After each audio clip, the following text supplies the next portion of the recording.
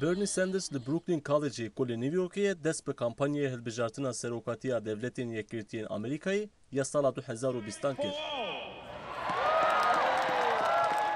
Sanders di mîtingê de ku hezaran kes tevlê bibûn axivî û qala wan karan kir ku gere wek serok were hilbijartin pêk bîne.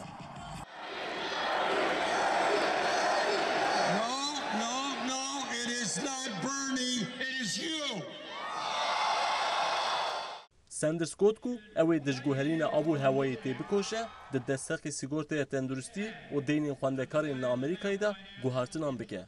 Sanders her wiha got ku ew ê qadên nû yên kar weke û soz da ku ew ê ji penaberên ku tên Amerîkayê polîtîkeyeke miroviya sînor birêve bibe.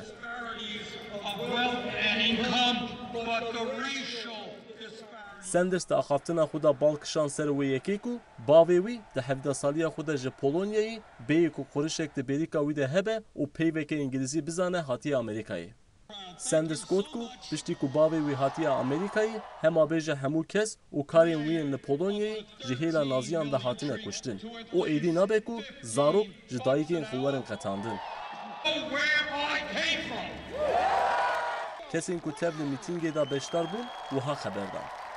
I think he's fighting for real change. او بو گورنک راستقینه دخبته لهمبر کمپانیاین مزن و دولمندان پولیتیکا دیگه جبر بیجی از دخوازم پشگیریاوی بکم دوی ام تف به هف راج با میلیونان کارگران بخبتن برنی سندرز به تناصر خوانه کار بخبات بکه جبر بیجی ام پشگیری بدهین کمپانیاوی دما کو ام لبربجرین سرکواتی دنیرین ام دبینین کو برنی سندرز بربجر هری پاقجه دما کو ام لجیاناوی دنیرین ام دبینین اوقات تبلی کارکی قریج نبویه با آوکی درست همون مروان ده پارزه لی دما کو ام بالا خود دین بر بجیرندن ام دبینین کو تنه جبو کمکی ده خبتن.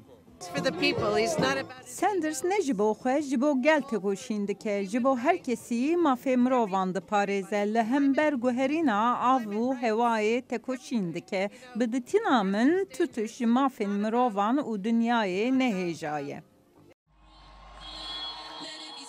Sinan Tunçdemir, Dengê Amerika, New York.